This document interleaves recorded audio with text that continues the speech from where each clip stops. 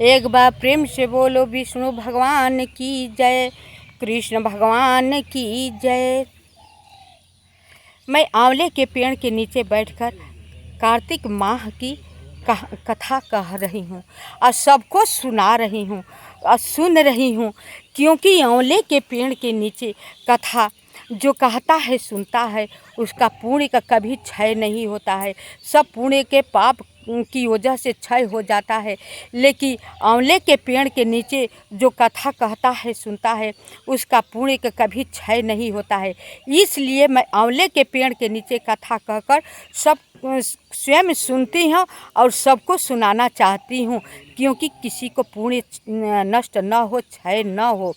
आप सभी स्नान करें या न करें कोई बात नहीं, कम से कम सुबह के समय आप वीडियो खोल करके कृष्ण भगवान की कार्तिक माह की एक एक अध्याय रोज प्रतिदिन कथा सुनते जाएंगे तो आप सबको भी उतना ही पुण्य के अधिकारी बनेंगे जितना कि कहने सुनने वाले की पुण्य मिलता है।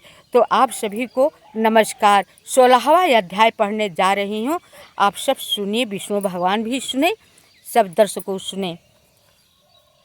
राजा पृथु ने कहा, राजा नारद जी, यह तो आपने महाप्रभु शंकर की बड़ी अद्भुत कथा सुनाई है। कृपा कर आप अब यह बतलाइए कि उस समय राहु उस पुरुष के से छूटकर कहाँ गया। जब राजा पृथु ने देवर्षि नारद से ऐसा प्रश्न पूछा तो देवर्षि नारद ने कहा, उसने छूटने पर वह बर्बर नाम से विख्यात हो गया और मानो नया जन्म पाकर उसने अपने आप को धन्य माना तथा वह धीरे धीरे जलंधर के पास गया। वहां जाकर उसने शंकर जी की चेष्टा कही। उसे सुनकर दैत्यराज को बड़ा क्रोध आया और उसने सब दैत्यों को सेना सजाने की आज्ञा दी। कालनेमी और शुभ निशुंभ आदि सभी महाबली दैत्य तैयार होने लगे। एक से एक महाबली दैत्य करोड़ों की संख्या में निकलकर युद्ध के लिए संबद्ध हो गए। महाप्रतापी सिंधु पुत्र शिव जी से युद्ध के लिए निकला। उसके आगे महर्षि शुक्र और छिन्न सिर राहु हुआ। फिर तो उसी समय जलंधर का मुकुट खिसक कर पृथ्वी पर गिर पड़ा। आकाश में मेघ छा गए और बड़े अपशकुन हुए।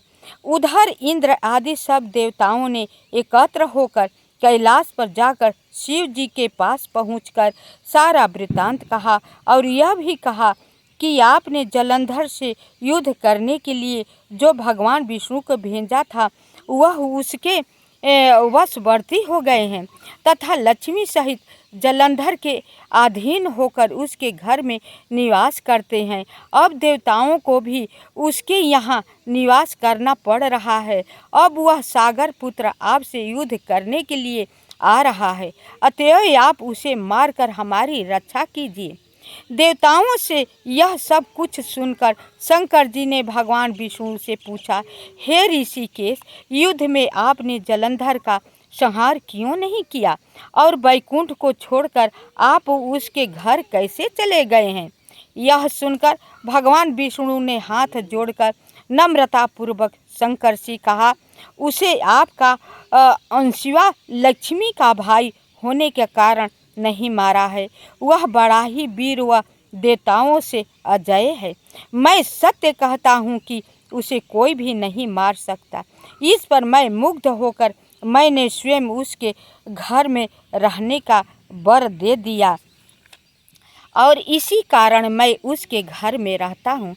हे सूर्यवर्य विष्णु, आप यह क्या कहते हैं? उस दैत्य जलंधर को मैं अवश्य मारूंगा, इसमें कुछ भी संदेह नहीं है। अब आप सब देवताओं जलंधर को मेरे द्वारा मारा हुआ ही जानकर अपने स्थान को जाइए। जब शंकर जी ने ऐसा कहा तो सब देवता संदेह रहित होकर अपने स्थान को चले गए। ठीक उसी समय पराक्रमी जलंधर अपने विशाल सेना के साथ कैलाश पर्वत को घेर कर सिंहनाद करने लगा। दैत्यों के नाद और कोलाहल से शिव जी क्रुद्ध हो गए। उन्होंने अपनी नंदी आदि गणों को उसके साथ युद्ध करने की आज्ञा दे दी। कैलाश पर्वत के समीप भीषण युद्ध होने लगा। दैत्य अनेकों प्रकार से अस्त्र शस्त्र बरसाने लगे। भेरी, मृदंग, शंख और तीरों, तकरी, हाथी, घोड़ों और रथों के शब्द से पृथ्वी कांपने लगी। युद्ध में कट कट कर मरे हुए हाथी, घोड़े और पैदलों पर पहाड़ सा लग गया, जिससे कि युद्ध भूमि और भी आगम्य हो गई। दैत्यों के आचार्य श्री शुक्राचार्य जी अपनी मृत संजीवनी विद्या से सब दैत्यों को जिलाने लगे। एक दिन यह देखकर शिव जी गण व्याकुल हो गए और उनके पास जाकर सारा वृत्तांत सुनाया। उसे सुनकर भगवान रुद्र के क्रोध की सीमा न रही। वह अपने भयंकर रूप से दिशाओं को प्रज्वलित करने लगे। फिर तो उस समय उनके मुख से एक बड़ी भयंकर कन्या उत्पन्न हुई, जिसकी की दोनों जंघाएं ताल वृक्ष के समान थी। वह युद्ध भूमि में जाकर सब असुरों का चर्वण करने लगी। तब युद्ध भूमि में इस प्रकार विचरते हुए वह शुक्र जी के समीप पहुंची और उन्हें शीघ्र ही अपने उदर में विलुप्त कर लिया। फिर स्वयं भी अंतर्ध्यान हो गई। शुक्र के गुप्त हो जाने से दैत्य का मुख मलिन पड़ गया और वह युद्ध भूमि छोड़कर भाग गए। इस पर उनके शुभ निशुंभ और कालनेमी आदि सेनापतियों ने अपने भागते हुए वीरों को रोककर शिव गणों पर बड़ा कठिन प्रहार करना आरंभ किया। और ऐसा ही शिव जी के नंदी आदि वीर गणों ने भी, जिनमें गणेश और स्वामी कार्तिक भी थे, अपने गणों को रोक रोक कर दैत्यों से भीषण युद्ध करना आरंभ किया। 16वां अध्याय समाप्त हुआ। एक बार प्रेम से बोलो विष्णु भगवान की जय। आप सब इसी तरह हमेशा एक एक अध्याय कथा सुनते रहिएगा। इस 16वां अध्याय समाप्त हुआ। नमस्कार। वीडियो अच्छी लगी तो लाइक करते रहिएगा, शेयर कीजिएगा, सब्सक्राइब अवश्य करिएगा, भूलिएगा मत।